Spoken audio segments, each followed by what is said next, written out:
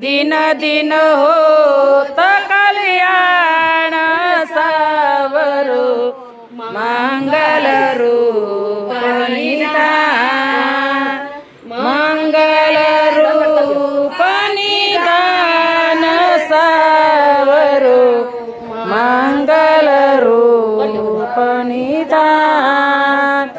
जा दिन से हरि गोकुल प्रगटे दिन दिन होत कल्याण सावरो मंगल रूप निधान।